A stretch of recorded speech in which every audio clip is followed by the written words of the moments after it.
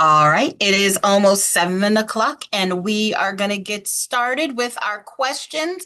Welcome. It is our normal Sunday live question review. Yay! Hopefully, everybody has had a wonderful weekend. So, we are going to get right into it. Look, it's perfect. It's 7. Say hello if you have any questions or drop it in there, and let's get going. It looks like we are starting with a math question. Number 130. A commercial building, excluding land, has depreciable basis of $270,000 and is depreciated on a straight line basis over 27.5 years. What is the annual depreciation deduction rounded to the nearest dollar? Ugh. I mean, this is one of those problems. If I saw it, I'd be like, why? Why do you want me to do this? I do not understand. But because I'm trying to pass the test, I guess we will go ahead and do it. Now, what we know is they're telling us that there's an annual depreciation, and we're doing this on a straight line basis. So that means that the building started at $270,000. 27.5 years later, it'll be worth $0. So I'm going to take that 270,000 and I'm going to divide it by 27.5 years. Let me find my calculator to see what we've got going on here. Let's see. There it is. So 270,000 and divided by 27.5 gives us a total of $9,818 each year. That is the loss you would be taking each year because you're doing annual depreciation. Nice. Hello, Miss Marilli. I got your email just before I was sitting down to do this today, and yes, I will be able to work you in. So no worries. All right, easy peasy. Our answer is A. Let's move on to number 131. A property sold for 240,000 and generates annual rental income of $24,000 or $2,000 per month. Based on annual rent, what is the property's gross rent multiplier? Ooh, gross rent multiplier. Well, I do like a gross rent multiplier because it tells you exactly what to do. The gross rent multiplier will be some random number. So if you take this random number and you multiply it by the gross rent, you're going to get value. The only thing I don't like about this is, hey, Stacy, the only thing I don't like about this is sometimes in some states, they want you to take gross monthly rent, and sometimes they want you to take annual rent. Now, I'm going to go ahead and take this and let's start with annual. I'm going to start with annual. We'll see if the answer, what answer it comes up with, but we'll also do monthly. I wish I had a great answer for you all. What's the one right way to do this? But unfortunately, there's not. So I'm going to take our, we don't know. Well, we know that value is equal to the GRM times the gross rent. So if we know the value is $240,000, we're looking for the GRM, and we know the gross rent is $24,000. We're trying to get this all by itself. So that means if we're multiplying the $24,000, I'm going to need to divide it to get rid of it on each side. And that would give me a GRM is going to be 240,000 divided by 24,000, which even in my head, I know that answer is 10. So that would be a GRM of 10. That's based on doing this on an annual rental income. It just so happened that's what this one is looking for. Be sure, guys, look at what your state says. Look at what your state says. If I was not doing this on a national level, if I was doing this for a North Carolina exam, I probably would have taken the monthly value. So I probably would have said, hey, 240,000 is equal to our unknown number times 2,000, right? And then I would have solved it, and there would have been a different set of answers. It's just, I wish there was a better answer than that, but that's what you get. So there you go. All right, Miss Marilli, you have a question. Do you want to share it via voice, or would you like to type it in and I'll read it out to everybody? You tell me.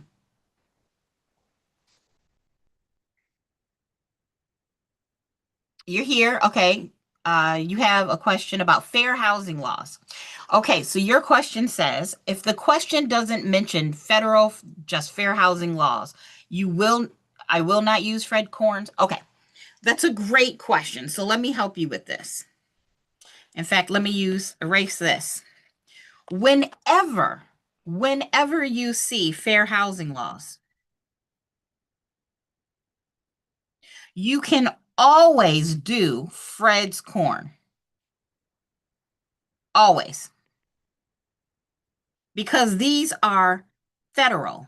Those are the federal protected classes: familial status, race, disability, sex, color, religion, national origin. Those are our federally protected classes. If you're going to be talking about state fair housing laws, then usually you're adding one or two things if your state has done that. And not only your state, but it could be your county, it could be your city. But when it comes to federal fair housing laws, it is always going to be Fred's Corn. Does that make sense? Hopefully so. And I hope that kind of simplifies it, but our federally protected classes. There we go. Awesome. I'm glad you asked because it does get confusing. It does. Just remember federal classes and that you got that Fred's Corn that starts with the F. I don't know if that helps, but there you go. You don't need to worry about the years. I'm not going to tell you it's never going to be asked, but I would say it's a possibility.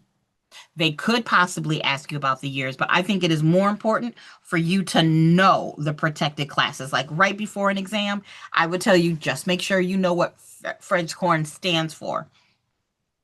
I would also probably tell you to know 1866, the Civil Rights Act of 1866. We know that it was in 1866 that we made the law that it is never okay to discriminate based on race. That's probably, if I only had to know one time, 1 year for all of those, it would be that.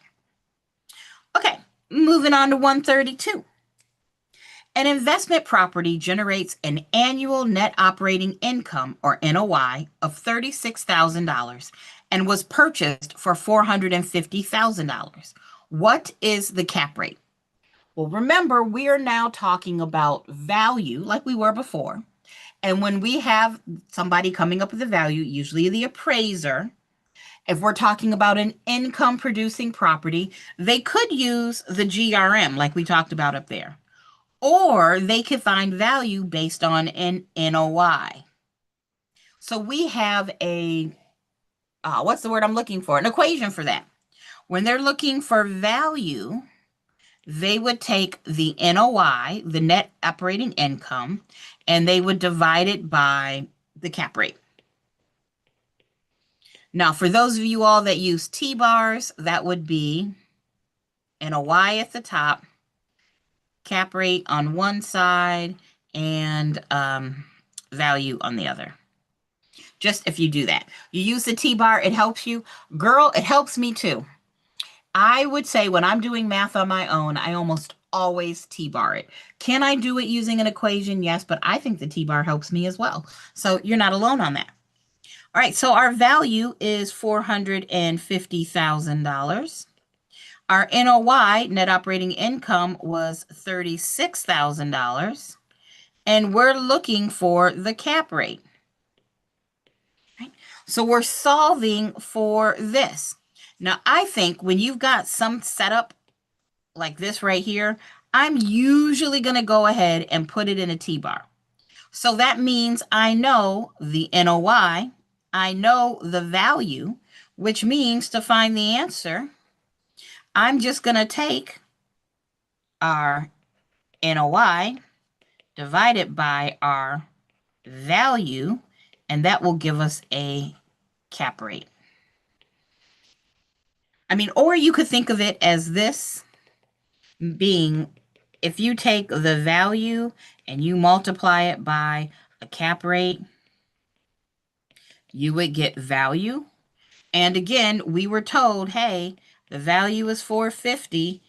Oh, value times cap rate. I meant to say NOI. Haha. Helps if I type it, write it right. Boop. Ah, equals NOI. So we know the value was 450. The NOI was 36,000. So we're looking for this cap rate. Obviously, we're going to divide. So 400, we're going to take that 36,000. We're going to divide it by the 450,000. We get our handy dandy calculator, which is around here somewhere. Why do I always set this down? And when I do this, I get 0.08, which we know is the same as 8%. Boom! Which means our answer is B. Yay! Now, of course, I could go through these math problems are not like the other problems we do, where I tell you why the wrong answers are wrong or right. I can honestly tell you most great test writers are going to say, hey, let's find what we think students are going to do wrong, and then they'll give you those answers. So you do the problem wrong, and then you find the answer. You're like, awesome, I got it right. No, they purposely go through and choose ways to do the math wrong. I bet you if we were to take 450,000 and divide it by 36,000, that might be an answer. I don't know if it is, but let's see, 450,000 divided by 36,000. Yep, that 12.5. Look at there. So they're going to try to trick you. You got to know the math. All right. Any more math? Let's come back to some math. Let's come back to some math. Let's that was a lot of math. Ooh. But mm, let's see. Do we want to do some more math? Yeah, let's go away from some math for a while. That was a lot of math. We'll come back. And let's move to 142. We will come back to some math. All right. Market value is best defined as A, the value assigned to the property by the local tax assessor. B, the most probable price a property should bring in an open market under fair, that was a long one, under fair sale conditions. Hola, tricks. C, the price a particular buyer is willing to pay regardless of market conditions. Or D, the price the seller is currently asking for the property. Whew. All of those are actual words that you should know for this test, but which one is the right answer here? Stacy, you're giving me a B. Marilla, you're giving me a B. Valerie, you're giving me a B. And the probable price a property should bring in a competitive and open market under fair sale conditions. Do we like that? I don't know. Are y'all sure it's B? Are you sure? You should be, because of course that's the answer, right? It's what we think the property, and by I say we, I mean it's it's what somebody would pay, right?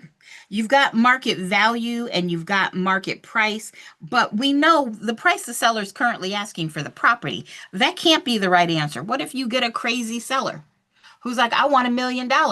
Just because you want $1 million doesn't mean that's the value of the property. The price a particular buyer is willing to pay regardless of market conditions. What if you have a crazy buyer? That's not going to work. And we know A, this would be the assessed value.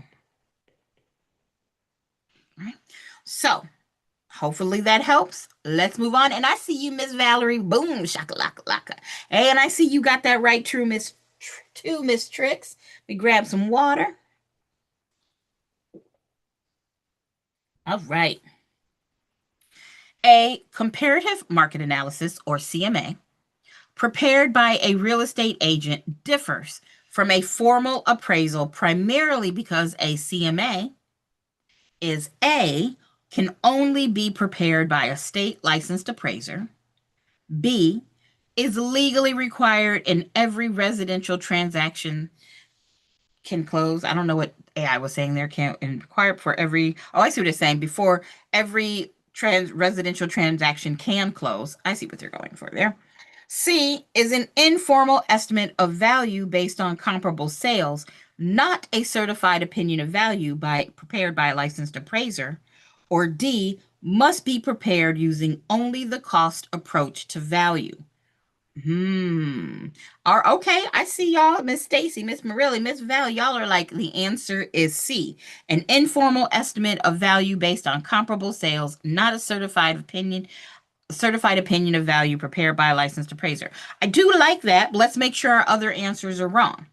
Well, we know no, CMAs are prepared by agents, not by an appraiser. If an appraiser is going to do all that work, they're going to do an appraisal. Is it legally required before every residential transaction can close? Absolutely not. You don't even have to have an appraisal for every residential transaction.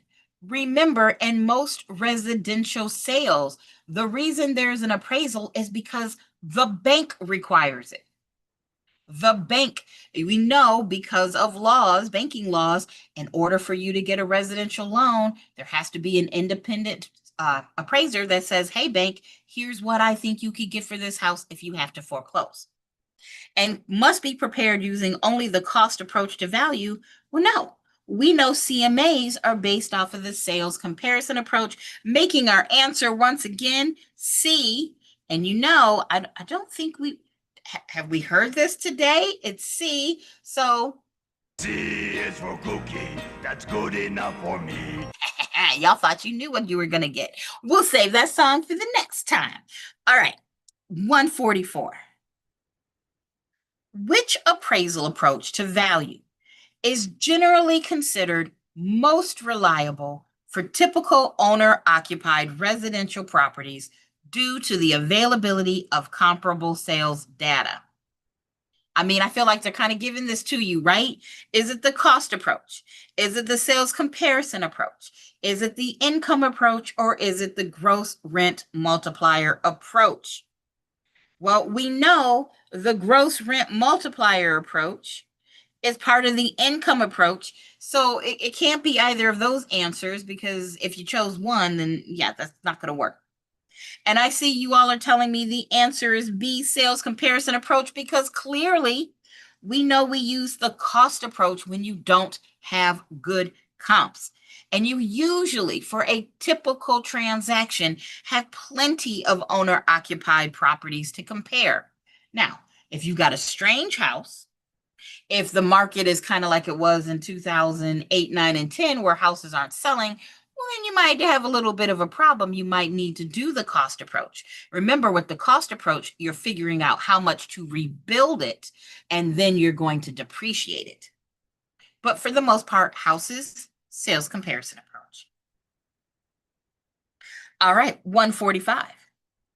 The cost approach to value is generally considered most useful for appraising A, income producing apartment complexes. B, typical single family homes in an established subdivision. C, vacant land with many recent comparable or comparable sales.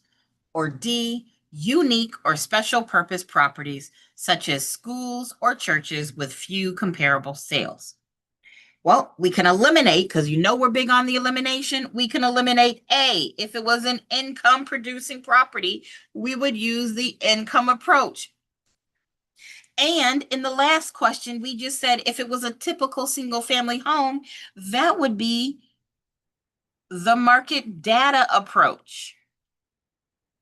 Now remember, I just called this the market data approach, but that's also just another name for the sales comparison approach.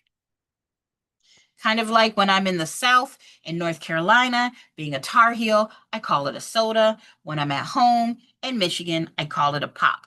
Same thing, different names. Hey, Rosalinda. And Miss Rosalinda is telling me the answer is D, and I like it. Exactly. The cost approach is when you don't have good comps, whether it's because it's unique or whatever, they're going to use the cost approach. You're going to find the price of it. If it's new, when it's how much it costs to build it new, then you depreciate it. Then you add in the value of the land. Boom, you have it. All right, 146. The income approach to value is most appropriate for appraising which type of property. Now, guys, we've been doing a couple questions on this. What do we have? All right.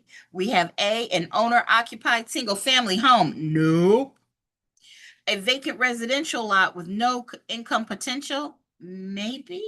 But if it has no income potential, that can't be the answer. Not to mention, the only way to find the value of land is the sales comparison approach. This is an absolute no. We got C, a historic landmark with no rental history. Well, if there's no rent coming in, how could it be producing income? Absolutely not. Meaning, we can feel confident, even if you weren't 100% sure at the beginning, by eliminating the other answer choices. Our answer is D, an income producing commercial property, such as an apartment building. There. Do a little dance, do a little dance. I see you, Miss Rosalinda, doing a little dance, getting our answers right here. I like it. All right. 147. The use of a property that is legally permissible, physically possible, financially feasible, and results in the highest value is known as its A, conforming use, B, highest and best use, C, non-conforming use, or D, accessory use. Well, I'm going to go ahead and I'm going to eliminate D, accessory use. I don't even know what that is. But I do know I've seen the words conforming, highest and best use, and non-conforming. All right, ladies, you all are telling me it's B. You're telling me it's B. Well, conforming use and non-conforming use. When I think of the word conforming, I usually think of loans. Is it a conforming loan? You know, something like that. And when I see non-conforming, I either think of loans like, okay, doesn't conform, or I start thinking about land use controls. Something doesn't conform to those rules. But I know either way, it's not going to be what we talk about when we talk about valuation, which means we can feel pretty darn good. Our answer is B, highest and best use. Y'all are doing great so far. Now, I will be super impressed if we get the next couple right, because we're getting to our principles of real estate. I want to make sure you all know these, because these can be, if you feel real comfortable with them, really good, strong points. And I see you got that answer too, Trix. I see you. Okay. The appraisal? That's not what that says, Candace. The appraisal principle, stating that a buyer will not pay more for a property than the cost of acquiring an equally desirable substitute property, is the principle of A, substitution, B, conformity, C, contribution, or D, progression. Oh, all right, Val, Stacy, and Rosalinda coming in strong with an A. All right, well, it's not conformity. That is a appraisal principle. Now, conforming, I think of a loan. Conformity, I think of, hey, we know if things conform, if they're similar to other things, they hold their value. That's not what this question said. Contribution is another principle, but that principle says, look, you can add value to things by, making it better. But there's going to be a limit to that. If there's only so much lipstick you can put on that pig. I know you've heard that saying before, so there you go. That's not it. You can add value, but whatever you're doing is always going to be taken into consideration to what you're adding value to. It's not that. And then D, progression. Progression is the idea that if it's a not as nice neighborhood, or sorry, if it's a not as nice house in a better neighborhood, then that's going to bring the value of that house or that property up. That's progression and not what we're talking about. Our answer is A, substitution. And if there's only one of these, you know, it needs to be this principle. Because without substitution, our whole CMA sales comparison approach, our income approach, like all of these other things don't work. We have to assume, look, if I can find the value of this item over here, or some kind of substitute value, I replace it because people don't want to pay more for something than they have to. We gotta have substitution to make appraisals work. All right, 149. The appraisal principle holding that property values tend to be maximized when a property's use is reasonably similar to surrounding properties in the neighborhood is the principle of A, conformity, B, substitution, C, regression, or D, anticipation. Ooh, this is a good one. Do we know all these words? Do we feel comfortable with all of these? All right. Well, let's eliminate some. And I'm going to pull this back down. The opposite of progression is regression. So it's the idea you could have the swankiest house in the neighborhood. But if your neighborhood is a piece of crap, then it's going to bring the value of your property down. So it's not regression. Right? Anticipation is this idea that in order for something to have value, there has to be some anticipated future benefit. So it's Sunday. I hate to break it to you all, but I did not win the lottery. I tried, but I did not win it. Does anybody want to buy my losing lottery ticket? Absolutely not. There's no future value to that. So in order for something to have value, there's got to be some anticipated value in the future. It's not D, and now we're getting down to between A and B. We're saying that property values tend to be maximized when a property's use is similar to surrounding properties. So when it's like or similar to other properties, then it's going to hold its value. Guys, that's the definition of conformity. Similar, conformity. Your use conforms with what everything else is doing. So let me put it to you this way. Let's say you had a shopping center, a strip mall, and everybody owned their little, like it's condo, so everybody owns their store. Let's say we have a Nordstrom. Let's say we have a Tiffany's. Let's say we have I don't know, a Louis Vuitton store. I know we're getting real girly here. And then right smack dab in the middle of all those, you have an army surplus store. Yeah, like, that's not, we want to follow.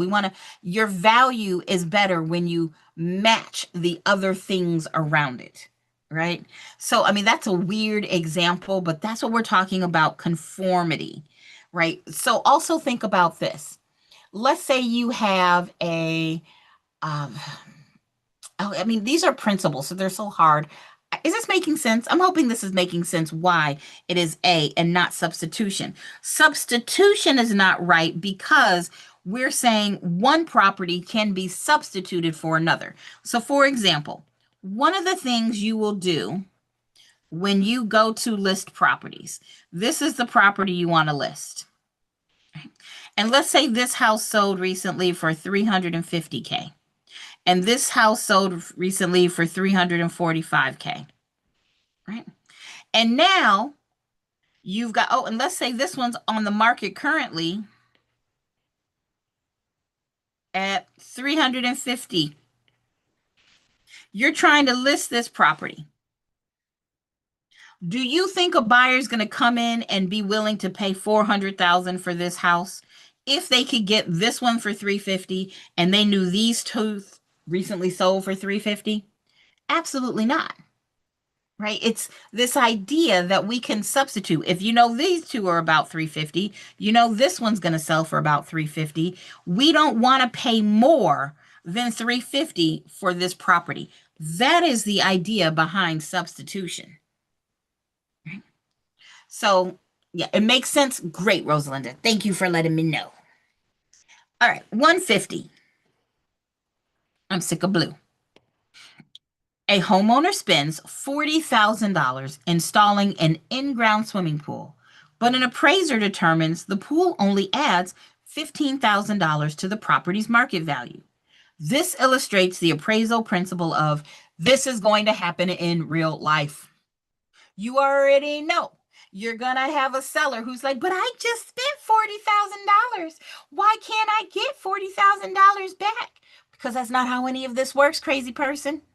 Right? So is it conformity? Is it B, increasing returns? Is it C, contribution? Or is it D, substitution? I see you ladies. You are telling me that. I like carrots, and you should too. It goes crunch, crunch, crunch, and it's good for you. We like carrots. And you should too. It goes Crunch, crunch, crunch. Otherwise known as our answer is C, contribution. You can add the swimming pool. You could go in and add, I don't know, gold-plated toilets. But the property is the property. There's only so much lipstick you can add. So you might have spent $40,000 putting in an in-ground pool. But if it's the only pool in the neighborhood and maybe the house is in Alaska, you know, it's a house in Alaska. What are you going to use the pool 2 days out of the year? And it's still going to be cool? Like, you got to take into consideration, what are you adding it to? So yes, our answer is contribution. And 151. A modest home located among much larger, more valuable homes tend to have its value pulled upward by its surroundings. This illustrates the principle of progression, conformity, substitution, or regression. I'm not going to lie, whenever I see the word progression, I always think of like Progresso soup. I know, I'm silly. I've got no good common sense, but also it's our answer. Our answer is A, progression. I already defined that. And we know the opposite, even though it's not the right answer this time, would be regression. And we just went over conformity and substitution. Bam. This is why by the time we got here to this question, we'd already covered, just by definition, all of these words. Remember, even if it is just your practice exam, I don't want to know just what the right answer is. I want to know why the wrong answers are wrong, or what the wrong answers are actually the right answer to. Okay. 152. A home built decades ago has only one bathroom, and an outdated floor plan that no longer meets typical buyer expectations, even though the structure itself remains in good physical condition. This loss in value is best described as A, physical deterioration, B, functional obsolescence, C, effective age, or D, economic or external obsolescence. What say you? All right, I got a B. I got some B's. I'm bringing home a baby, bumblebee. Oh, won't my mama be so proud of me? All right, so we know it's not physical deterioration, because that would have to do with the physical condition, and it says the structure itself remains in good physical condition. All right. We know it's not external or economic obsolescence, because that external part means something that's causing a loss of value outside of the property. And the fact that there's only one bathroom is problematic. Can you, maybe I am just way too bougie, but one bathroom? Am I the only person living there? Heck, I live by myself and I have 1.5 bathrooms. And I'm like, oh, you want to use my bathroom? I don't think so. Can't you just go down the street to like the Target or something? Yeah. And functional obsolescence, or effective age. Effective age is a thing. That's what we have to figure out. Like we're kind of trying to come up with value that has to do with the cost approach. So that's not what we've got going here. Our answer is B, functional obsolescence. Now remember, this could be curable functional obsolescence or incurable functional obsolescence. It'd be incurable if it's something we can't realistically change. I think this would be curable because if you have enough money, you can add another bathroom. Not a big deal. And one bathroom is inconvenient, right? It is inconvenient, right, Tricks? I mean, like one bathroom? I could never. 100 years ago, I'm sure people were like, oh, okay, what's wrong with you? But it is 2026. I'm still surprised I shared a bathroom when I was at school. 4 girls, or I guess it was 8 girls, one bathroom. Ugh. I don't want to be back in my 20s. All right, 153. A 40-year-old home that has been meticulously maintained and recently renovated may be appraised as having an effective age that is A, always identical to its actual or chronological age, B, lower than its actual or chronological age, C, irrelevant to the appraisal process, or D, higher than its actual or chronological age. All right, Miss Valerie, you said D. Miss Stacy, you said D. You said higher than its chronological age. Well, this means we have to know the definition of effective age versus actual or chronological age.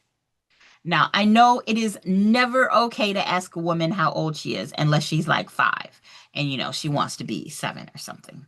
But in general, I don't care who you are, you never ask a woman if she's pregnant and you don't ask a lady her age. But even then, there's some people, I'm not even going to say just women, there's some people that they go, oh, I'm 40. And you go, where? You look like you are 25.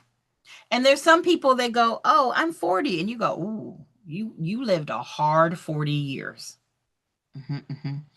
If the person is physically 40 years old, that is their actual chronological age. In years, how old are you?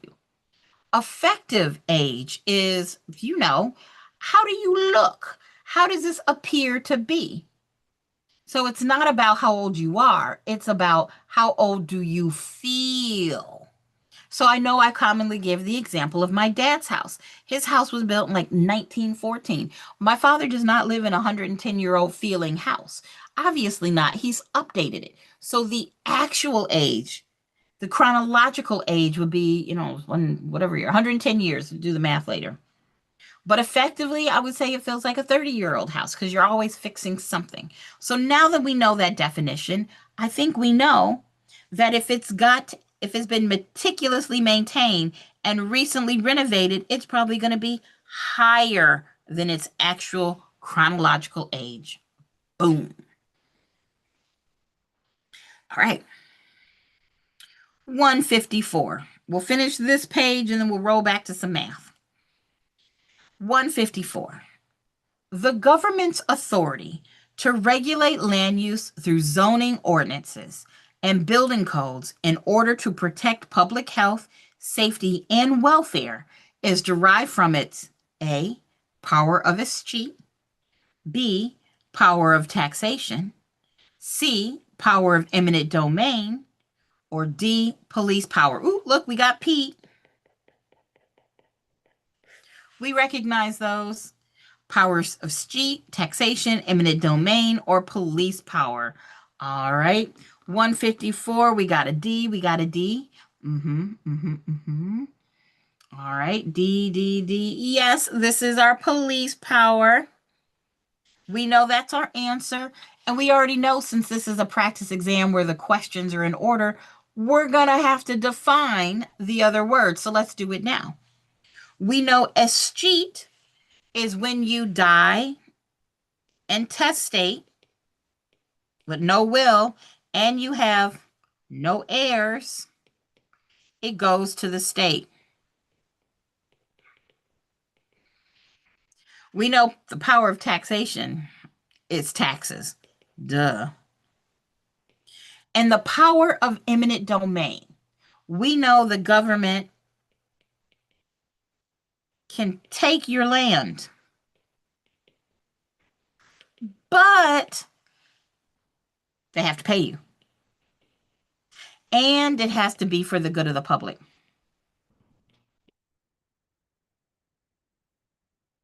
Did we have to go over this right now in this question? No. But is there a good chance we're about to see another question where it asks us one of these? Absolutely. And if this was a different exam, it's just a good reminder to go over the things that you know. So let's see what our answer choices are here. Take a sip.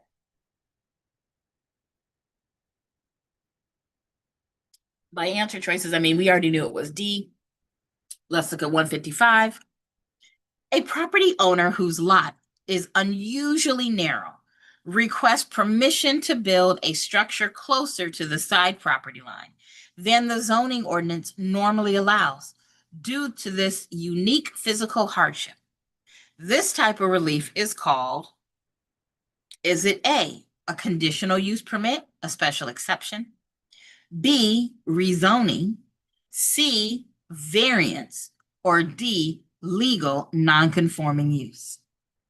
Ooh, all right. What do we have here? We got C's, I can't help myself because I really want. C is for cookie. That's good enough for me. I do want a cookie. I've been thinking about it all day. I might make some cookies after this tonight. So we got variance, we got variance. Okay. I do like it. Our answer is variance. But why are the wrong answers wrong? Well, let's figure it out. Rezoning means you changed everything. All of the zoning got changed in that area.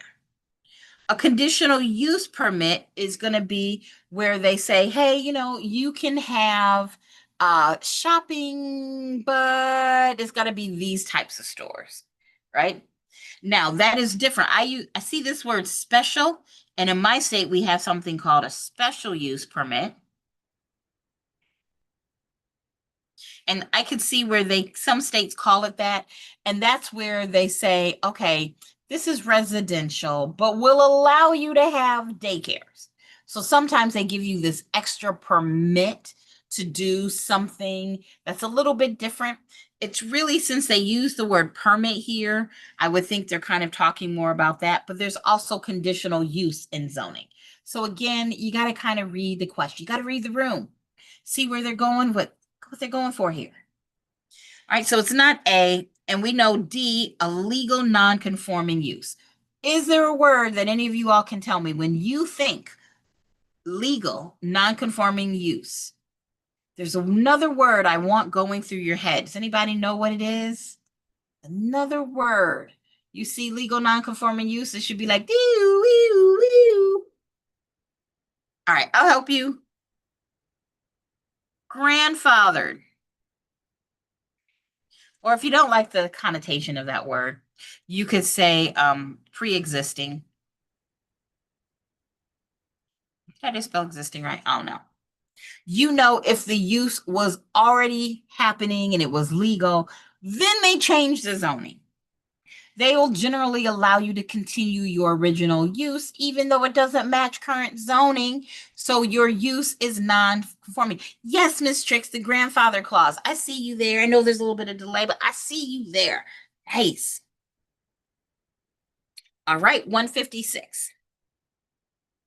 A small grocery store has operated in an area since before that area was rezoned as residential only. I wonder what the answer could be. And the store has been permitted to continue operating under its original use. This is an example of A, variance, B, spot zoning, C, legal non-conforming use, or D, conditional use. Okay, y'all throwing cookies at me. Yes, our answer is C. Now, we talked about conditional use. We talked about variance. Can anybody tell me what spot zoning is? What is spot zoning? That is a new word. Spot zoning. Well, I like to think of it like duck, duck, goose. Imagine you have a street with all of these lots on both sides of the street. Obviously, drawing is not my forte, right? And all of this is residential. But you know the mayor, and you get your one piece of land to be commercial. So it's residential, residential, residential, residential, commercial, residential, residential, residential. It's duck, duck, goose. The fact that your one spot was rezoned, not for the good of the public, but because, you're blackmailing your cousin. That is spot zoning. And usually it is going to be illegal. I had to look at some point and I was like, when is it ever legal? Now, I got this from an attorney. Don't know if it's correct. I mean, I always have to assume attorneys know more than me, but they're like, think fire stations. You could be in this residential, no more than, so many unrelated people living in this area, and they could change the zoning for that one spot in a residential area so that you could have a fire station. I was like, oh, that makes sense. Okay, cool. I need my house not to burn down, so that sounds cool. I'm cool with that. All right, we'll do 157, then 158, and roll back up to some math. The government's power to take private property for public use, provided the owner receives just compensation, is A, police power, B, escheat, C, adverse possession, or D, eminent domain. I see y'all knowing these answers. Look at y'all are getting to be geniuses. I'm doing too good of a job with y'all. I see y'all. Is it's not police power, because we just figured out that had to do with like zoning. Escheat, I said, hey, if you died with no will and no heirs, your property goes to the state. It's not that. So is it adverse possession or is it eminent domain? You knew the answer was eminent domain. The power is eminent domain. The action is condemnation. But then what in the heck is adverse possession? Oh, it's so familiar. What is adverse possession? And hopefully when you see adverse possession, you're thinking of ocean. That's not how you spell ocean. That's how you spell ocean. This is where somebody can steal your land.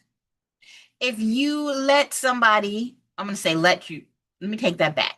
If somebody uses your land and they can prove the tenets of ocean, then the courts could possibly grant them legal ownership of your land.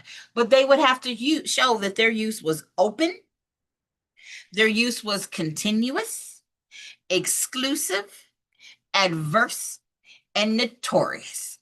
Basically, they had to do it publicly and they could never have permission. And if they can prove all that, then they may be granted adverse possession. This is one of those things attorneys are always telling me, and I do trust them on this. We talk about this all of the time. Oh, you have a rock star teacher. Oh, Trix, you're so amazing. We talk about this all the time because it's amazing, but real estate attorneys are like, it never happens. I mean, it just isn't one of those things that you're going to run into all of the time. It's like the four-leaf clover of real estate. Like you might run into it, but I think this is more, y'all, I was thinking about doing a podcast or just like coming on here because I was watching Reddit or TikTok and somebody was telling a story that had to do with adverse possession and, well, not really, but with easements, and they wanted to claim this easement. Like you can't put up a fence on your yard because we've been in the neighborhood have been doing this, crossing your land to get to the beach. And I was like, see, if my students could see a scenario like this, where in real life somebody had a problem, you might remember the vocab better. I was thinking about like, maybe I should bring up stories like this when I see them and just have them recorded so that I could, kind of show y'all. I don't remember what the point of telling you that was, but adverse possession is one of those things. It's the four-leaf clover. It just doesn't happen all that much. So don't get excited. Right. But that wasn't our answer. So boom, it's D, eminent domain. Pirates. I see you, Trix. Okay, 158. If a property owner dies without a will and without any legal identifiable heirs, remember, dying without a will means they died intestate. Ownership of the property will most likely come to me. No, it will either remain in legal limbo indefinitely with no owner. No. Escheat to the state. I like that one, but let's see what else we got. Be acquired by the first person to file a claim of ownership. No, because we'd all be standing in line at funeral homes. Or D, be sold automatically at a tax sale within 30 days. This whole automatically thing is a problem. That's not what happens every single time. Now, usually it will escheat to the state. And if the state doesn't want it, then they might sell it. I wouldn't necessarily call it a tax sale, but they could sell surplus property. You can usually get some really nice stuff at your tax surplus sale offices. Or like sometimes when they get stuff that's been seized by the, police or whatnot, they sell some of that stuff. Now there could be drugs and people could come try to kill you, or maybe that's just a movie I watched, but you can get used stuff like that. Oh, I said we're going to go back to some math. All right, I'm sorry, guys. I'm going to make you sick with the backwards rewind. Let's go back to do some math. I'm sorry. Only so much math I can do in a row. All right. 133. An investment property generates an annual net operating income of $54,000. Using a cap rate of 9%, what is the property's indicated value? I know if you take your NOI and you divide it by the cap rate, you're going to have to come up with value. Look, at the end of the day, you need to know if your state is testing you on this appraisal math, you're just going to have to remember that. I don't know what to tell you. You just have to know it. Put it in a T-bar, whatever. I don't have a fancy way to make you remember this, but don't get these questions wrong. I see so many students when they first come tutoring with me, and they'll be like, oh, I hate these NOI questions. Look, so did I. You just memorize NOI divided by cap rate equals value. Or again, if you're T-barring it, NOI goes at the top, cap rate goes at the bottom. I always put my rates to the right, and we know value goes over here. So if we're using that T-bar, we got NOI, 54,000. It's a cap rate of 9%.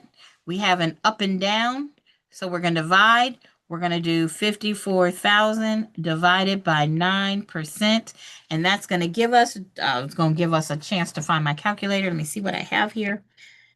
54,000 divided by 9%. I feel like this has got to be like a 6 in there somewhere, because isn't 6 times 9, 54, but 54,000 divided by 9%. Hey, $600,000. I've got the golden ticket. Boom. That's our answer. $600,000. Now, I see they tried to get you with our decimal. Remember, if you're doing this on a test, if your calculator has a percentage sign, use it. Or if you had 9%, that could become 0.09. So either use your percentage sign or put it into a decimal, but either way, our answer is $600,000. Again, hey, Trix, I see you with that right answer. So if you're struggling with that, let me know if you're like, okay, I'm not getting that on the calculator, because these are easy points for us to get, because look, points are points, and all I want is for y'all to pass. Okay, that's a lie. I want you to pass and know about real estate, so when you take your first day and your first step into this industry, you know what you're doing, but also pass the test. A property valued at $720,000 has a cap rate of 7.5%. What is the property's annual net operating income? All right. NOI divided by cap rate. Okay, helps if I write here. Boop. Try that again. By cap rate equals value. But this time we know the value and we know the cap rate. So that means we're going to multiply to get the NOI. So the value is $720,000. The cap rate is 7.5%. We're going to properly put in our percentage sign and we get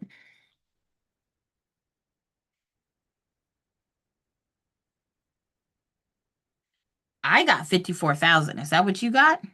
Because Lord knows y'all, you know my calculator skills be struggling sometimes. 134, 54,000. Oh, yep. Y'all got it too. Hey, go me with my calculator. Go me with my calculator. All right. Oh, that reminds me. You all know a couple weeks ago I did, let's see, we've done contracts. We've done, we did some titles. Were there any other large topics that you wanted me to do a review of? Where instead of doing questions and practice, we did a review of that topic. I didn't know if there were other topics you wanted me to do, but just let me know. Otherwise, we'll keep just doing the questions. You know I like these. 135. I needed some water.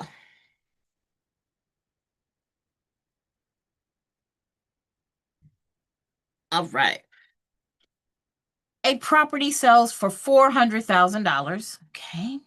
With a total commission of 5% split equally 50-50 between the listing brokerage and the selling brokerage. The selling brokerage pays a 25% referral fee of its share to an outside referring agent, then splits the remainder 70-30 between its selling agent and itself. How much does that selling agent get? This sounds like the time for a commission tree. All right. We know there's a sales price. And if we multiply that sales price by a commission rate,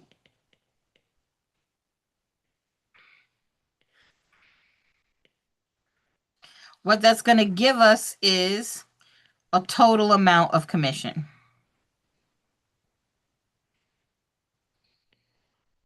Now that commission gets split. We know that. Part of it goes to the listing side and part of it goes to the selling side, or usually there's the seller's agent and there's the buyer's agent. So each of those would have gotten some percentage. So it would have been some percentage of the total, and that would have been an amount here. Right?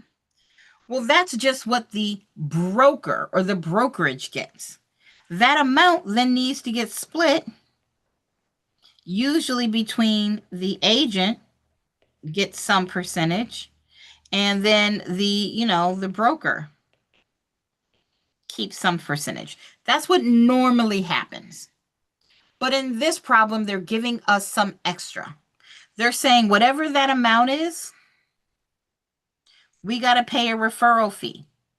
So there's a referral amount of 25%.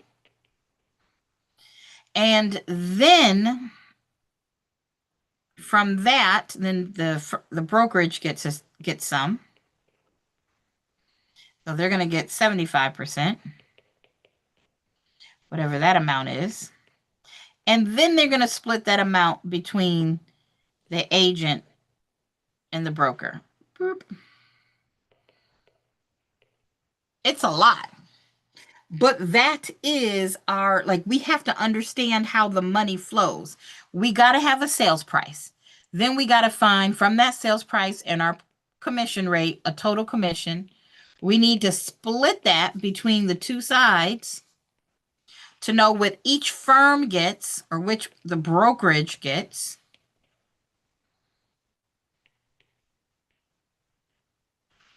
And then it would either be split between the agent and the broker. But this time we got the 75% referral rate or this 25% referral fee, and then it gets split. So we actually don't want this side today. We just want this side. So our sales price is $400,000. Remember, since it's a commission tree, we're going to multiply down. Our commission rate is 5%. So I'm going to multiply to give me an answer of $20,000. So we use that number, we use that number. It was split equally 50-50. So 50% went here and 50% went here.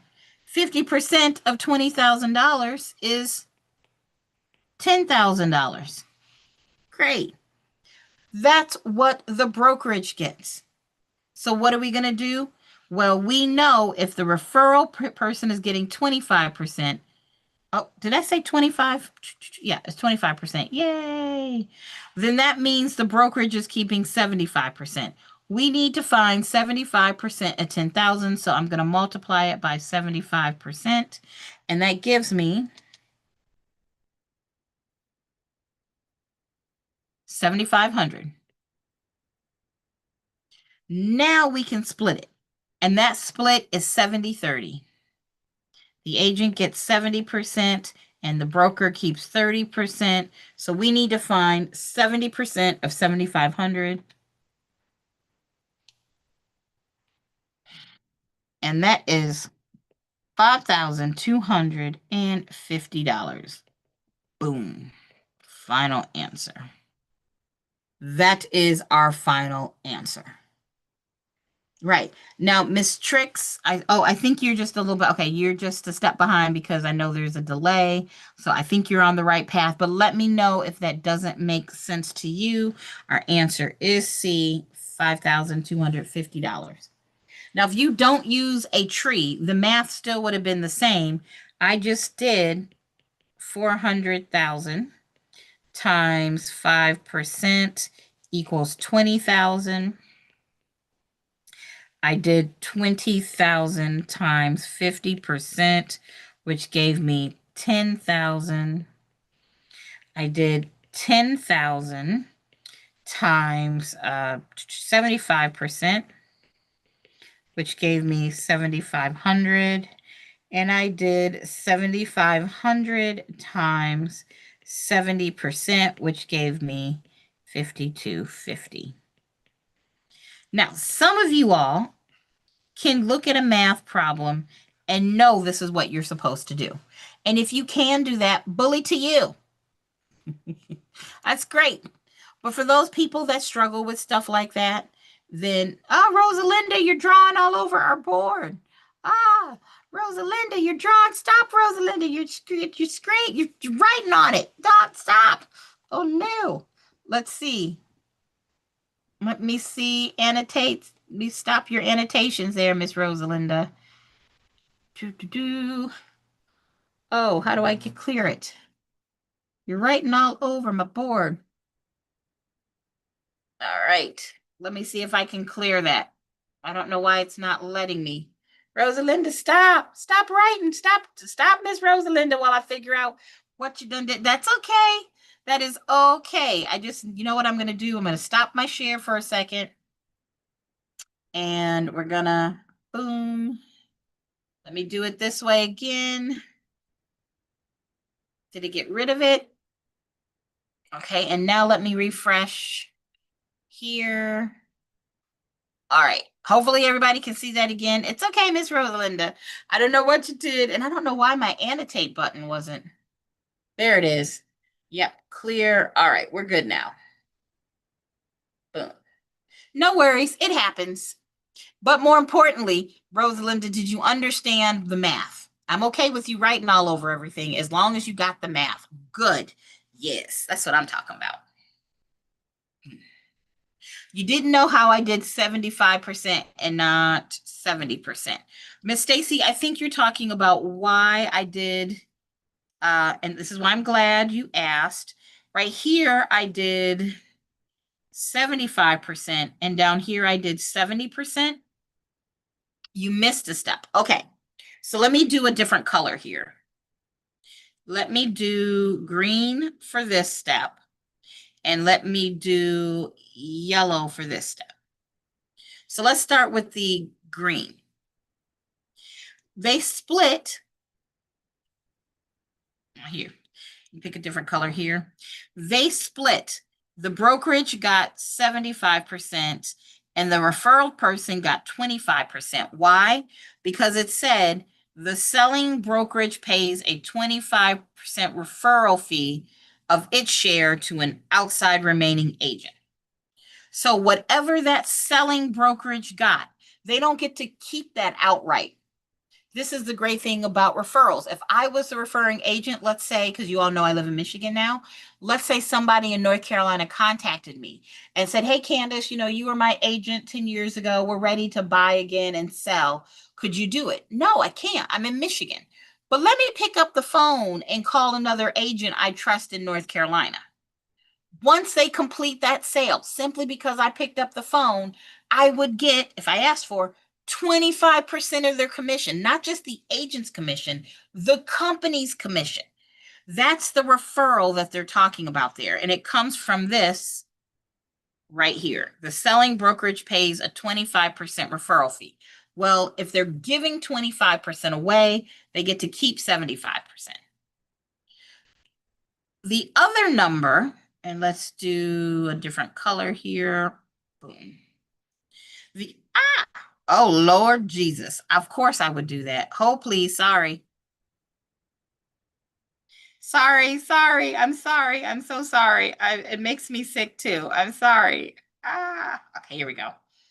This other number, this 70%, that comes from where it says, then splits the remainder 70-30 between its selling agent, 70%, and itself, 30%. So once they paid out the referral fee, that company had $7,500 and they kept 30% and gave the agent 70%. Does that make sense, Miss Stacy? It's okay. Yes, I want you to miss the step here so you don't miss it on the test. There we go. All right, 136. An investor sold a property for $180,000, representing a 10% loss compared to the original purchase price. What was the original purchase price? Okay. So when I look at this, I already know what to do. I know that there was a original sales price. And if they broke even, then that means they sold. If this is X, then when they sold it for X, they would have broke even. You didn't make any money, you didn't lose any money. If they made a profit, they would have sold it for X plus the profit. And if they had a loss, they would have sold it for X minus their loss. And this particular problem is telling us, hey, they sold it and there was a 10% loss. So when they sold it for $180,000, it didn't represent the break even. It was the break even minus 10%. They sold it for the original sales price minus 10%. So I know $180,000 is a smaller number than what they sold it for. I haven't even done any math yet, and I can already eliminate B. If they sold it as a loss, then, wait, did I just do that right? I take that back. If they sold it at a loss, sorry, I did that backwards. Look at me thinking in my head. If they sold it for $180,000, the sales price has to be more. I just said that wrong. Sorry, I just said that totally wrong. So we know that the sales price has to be higher. I don't have to do any math, is what I was trying to say, and I could already eliminate all of those answers. If $180,000 represents a loss, I had to have bought it for more money than that. I don't need to do any math. Boom, $200,000. That's who wants to do math? I mean, I'm not gonna lie. Sometimes I like math when I'm doing it, but I don't need to bust out with my calculator to get the right answer. If $180,000 represents a loss, then it originally sold for more money. Boom, the only answer it could be is B. Now, if you wanted to find that answer, yes, you could do that too, Miss Stacy, and that's exactly what I was going to say. I would say that $180,000 is 90% of what number? Right. So you could take $180,000 and you could divide it by 90%. And when you do that, let me just make sure my math is right.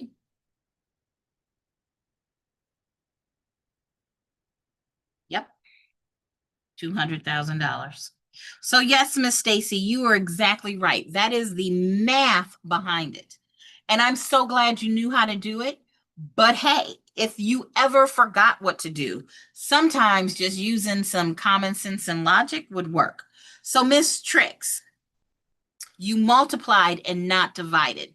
Okay, so let me help you out there. I'm just going to draw this line here. Boop, boop, boop, because I'm running out of space. You could have said the sales price times you got 90% of the sales price, right?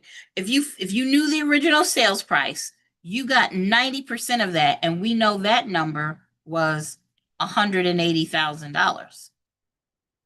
So if you're looking to figure out like why you multiplied or why you divided, that's because we're looking, this is our unknown.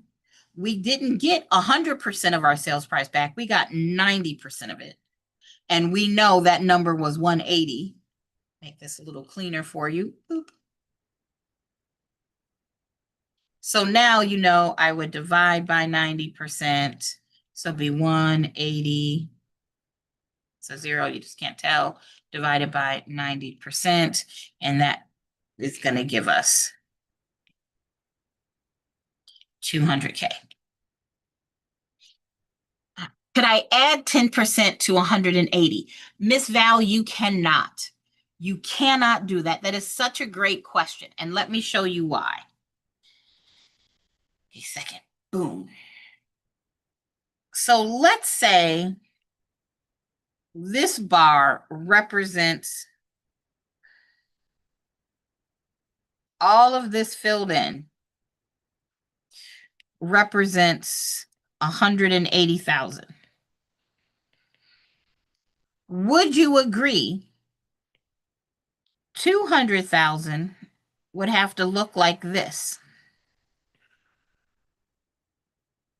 It's bigger.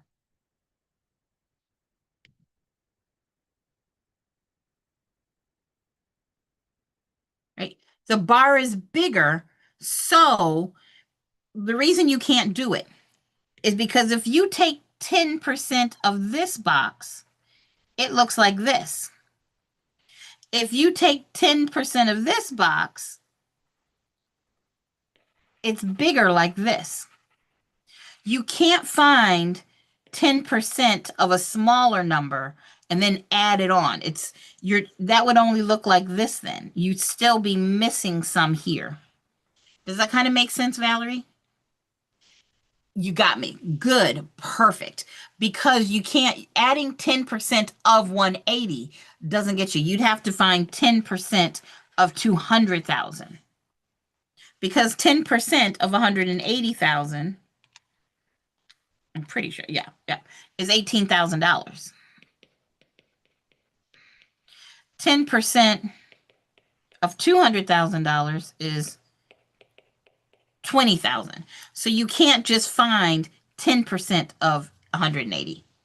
Very common mistake, but that's okay. Now you understand why you can't do that. Boom. Now I know you all realize that I've gone beyond my usual 8 o'clock time. Why? Because I need to double check, but I think today is the first day I was able to live stream this on TikTok. I did all the buttons.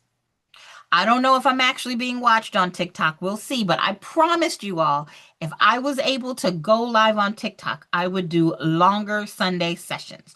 And I'm a woman that sticks to her word. Unless I tell you I'm going to share my chocolate, I am lying to you. But I'm going to go to at least 8:30 just because I want to make sure this all worked today. And then if I'm always live streaming on TikTok on Sundays, we will probably do more like an hour and a half, 2 hours, depending on what we're talking about. So if anybody on TikTok is there, say hi. I don't know if I'm getting that chat or not, but I promised if I started going live in TikTok on Sundays, I go longer. So here we are. So we'll at least do another 15 or so minutes. I don't know. Or if one of y'all wants to check TikTok, my TikTok name is Candelis. All right. So I'm just going to keep on going. We'll see what happens. Okay, 137 and some water. Agua.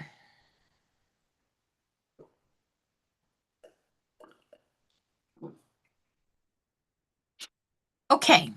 I wonder if I get the chats. I know I get the chats from YouTube. I don't know if I get the chats from TikTok.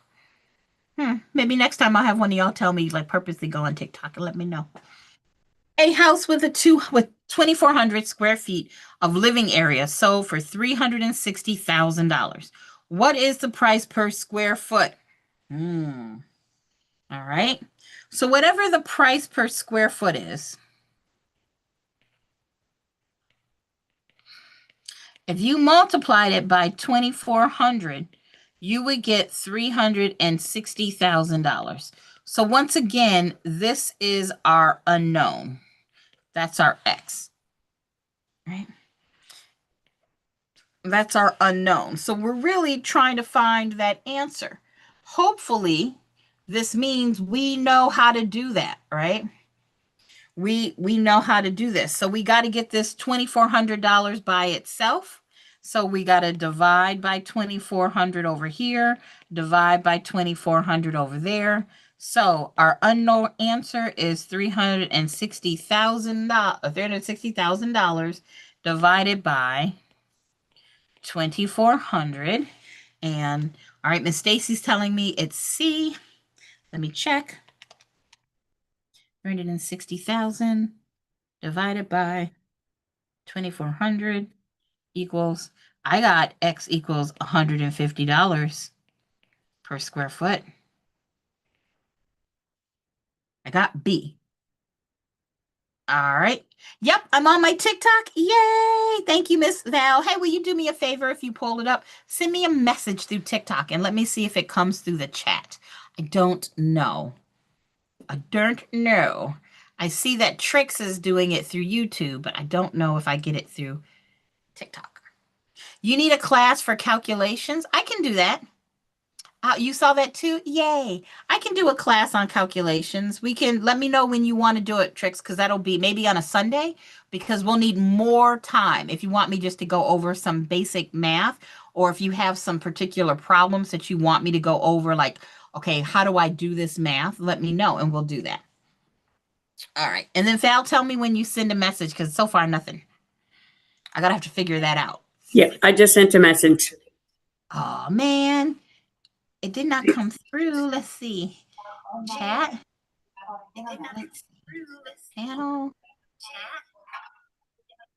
It did not come through. Okay, we'll figure that out. I might have to do a separate live where we figure out how I can get my messages on there so I can see. So if anybody's been on TikTok and sending messages, I'm so sorry. I can't see them.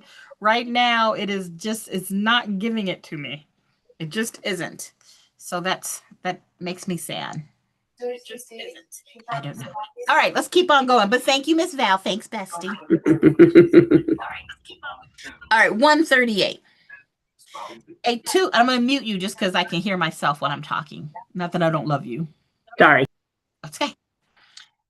Number 138. A 2.5 acre parcel is priced at 80 cents per square foot. Oh, since I just figured that out, if you are on TikTok and you want more information, you can always email me at CandiceEllis@gmail, or you could, I'm sure I'll be able to pull it up in the chat later. But if I missed a question because I wasn't getting those messages, I apologize. Email me and I will try to answer them. Okay. A 2.5 acre parcel is priced at 80 cents per square foot. Using 1 acre equals 43,560 square feet, what is the total price of the parcel rounded to the nearest dollar? First and foremost, I know most states are going to want you to know this. They are probably not going to tell you that 1 acre equals 43,560 square feet. They're going to expect you to know that number. So glad the question told us, but remember, 43,560. If you need a way to remember it, let me know. You have to know that number. So if it's 80 cents per square feet, we need to know how many square feet are in 2.5 acres. Or you could figure out how much an acre is at, 80 cents per square foot and then do it 2.5 times, but that's okay.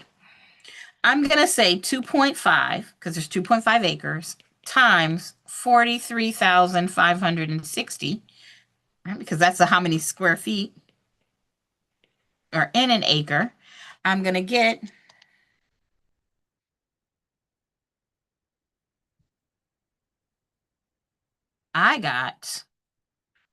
that's not where I wanted that to go. Boop. 108,900 square feet. Right? So two acres would be about, what is that, 86? So yeah, that feels right. 2.5 acres would be 108,900 square feet. So I could take the 108,900 and multiply it by 80 cents. Now, if it was $1 per square foot, our answer would be $108,900. It's not. So our number has to be lower than that. So we know it's not 217,800. And now I've got two answers. I've got possibly A or possibly B. Even without doing any math, I just kind of feel like A is a bit small. I mean, that just seems low. Even if it was 50 cents per square foot, we'd still be at 50-something thousand dollars.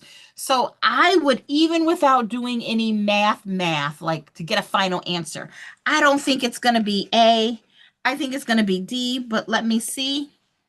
108,900 times 0.8 equals, boom, $87,120. Final answer, we're geniuses. Trix, you said your weakness is the square foot in acres. We can definitely do some of those problems. Why don't we say next Sunday? Let me write that down. We'll work on, I'll specifically do some more acreage and square footage and area problems. I'm just writing it down so I don't forget. Sunday equals square feet, acreage, etc. All right, I got a little note here. I'm gonna post it because I'm a post-it girl. All right, let's move on. I'm very weird. Give me 1 second, guys. I know I'm just chat settings. I'm trying to see if I'm supposed to turn on my chat settings so I can see other people. All right, let's see. Social play side, compact, embed and stream. Okay, I got nothing. I'm gonna have to figure it out. Oh, Stacy, you said you need help with mills. Okay, we can do some mills too. We can do mills. Anybody else some math? Let me know. Again, I'm so sorry, TikTok people. You just email me and or put it in the chat, and I'll go back later and try to find it. But don't forget, I'll be here Wednesdays. I'm always here Wednesdays at 7 and Sundays at 7 p.m. Eastern every week. All right, 139. I guess we'll get through the math in this section. Yeah, we'll do these problems and call it a night, maybe. A seller wants to net $285,000 after paying a 5% commission calculated on the final sales price. What sales price must be achieved rounded to the nearest dollar? You all know I just posted this week. Was it this week or last week? A video on how to do these seller net problems. Now, if you see the word net and you just remember, anytime I see this word net, I need to subtract this percentage, whatever the percentage is, from 100%, you'll be good to go. There are plenty of students that are like, oh, they asked me about the net. Okay, take that percentage. I can take 100% minus 5%, and I know I have to be dealing with 95%. If that's how you remember why you need to do it, I ain't mad at you. Tupac and I ain't mad at you. You can go, oh, you want to go over points. I saw that. Okay, want to go over points, adding points. So I guess I'm doing next Sunday is Math Sunday. Boom, boom, boom. Okay. So if we can remember that, then what we can say is, look, $285,000 is less than what you need. What that seller needs. It's less than. So I know that $285,000 is 95% of some bigger number. Right? So I can say $285,000 divided by 95% is going to give me what number? So 285 divided by 95% gives me $300,000. Now, how I set up that equation isn't really, if you're one of those people that's really into doing equations, what I probably should have said was some big number times 95% gives me $285,000, which is a little easier to see. I would have divided by 95% here, divided by 95% there, and then my unknown would have been $300,000. It just depends. T-barring takes a couple of extra T-bars. That's not the fastest way to get to this answer in this problem, but you can T-bar your way to that answer if you like T-bars. Boom. All right, 140. Ooh, we're at 140, y'all. I gotta have to make some more questions soon. Maybe next time I do some questions, I'll do it random order. This time we seem to do a lot of like by category. Maybe the next practice exam will be all mixed up.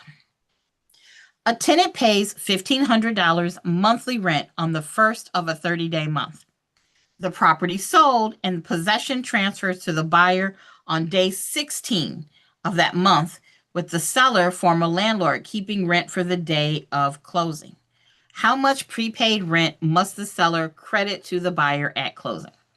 Okay, so let's pretend it didn't tell us if it is a 30-day closing, a 30-day month. Oh, yeah, they did. Sorry, I'm losing my mind. So it's 30 days. So let's say that's June. So this is 6/1 and this is 6/30. And we know possession, not close enough, in the 16th. So the 16th through here, this is the buyer, and the 1st through the 15th is the seller. That's not how you spell seller. Okay. So of this $1,500, which was paid on the 1st of the month, the seller doesn't get to keep it. We need to figure out of that $1,500, how much of that goes to the buyer. My first step is to take the $1,500 and I'm going to divide it by 30 so I can get a per day amount. What is that? $60 per day? That's me doing math in my head, which we know is never a good idea, but I think it's 5 times 50? 3. No, yeah, 15. It's not 6. It's 50. It's got to be $50 a day, but let me see. 1,500 divided by 30, not 60. It's got to be 50. Boom. That was close. $50 per day. Now we got to figure out how many days that buyer is supposed to get, right? So if the closing is on the 16th and the seller keeps rent on the day of closing, it's really the buyer starts 17th, 18th, 19, 20, 21, 22, 23, 24, 25, 26, 27, 28, 29, and 30. Hey, use your fingers and toes, do what you need to do, but we got to count how many days that is because the 16th belongs to the seller, right? So that's 1, 2, 3, 4, 5, 6, 7, 8, 9, 10, 11, 12, 13, 14 days. That's what I get. So I'm taking the $50 per day times 14. I got $700. That what you got? Hopefully so. I mean, hopefully you were able to eliminate 1,500. Even at that point, you could have guessed yourself. You could have guessed. It was more than how do I say this? The seller gets to keep more than half. So we're not going to give the buyer $800. So that means it probably is going to be A or B. We did the math. So 140, our answer is B, 700. Bam. All right. And 141. Ooh, you just ask for a mill problem. Ask and you shall receive. We'll still do some more mill problems later, but let's do this one. And look, it tells us a mill is 0.001 of the assessed value, or 1/1000th. So a property has an assessed I'm making up words, an assessed value of $180,000. And the local tax rate is 25 mills. What is the annual property tax owed? Here's how I would do it. Whenever I see mill, I see MILL, and I think 1000. I've got to divide something by 1,000. Okay. Well, what am I going to divide by 1,000? I'm going to take my value. I'm going to take 180,000 divided by 1,000, which gives me 180. That says 180. It's just hard to tell. Now that I know there's 180,000s, I can multiply that by my number of mills. So 180 times 25, that's 4,500. Final answer, 141 is C. Miraculously, though, guys, if you took the 25 and divided it by 1,000,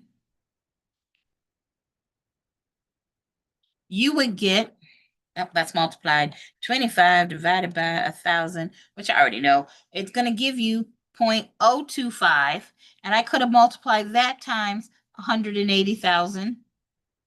And when you get to that, you would get 4,500. It don't matter which one you divide by what, you're still going to get the right answer. All right, ladies, and if there are any gentlemen present and I just don't know, we went to almost 8:30, a little after 8:30. I hope it helped going longer.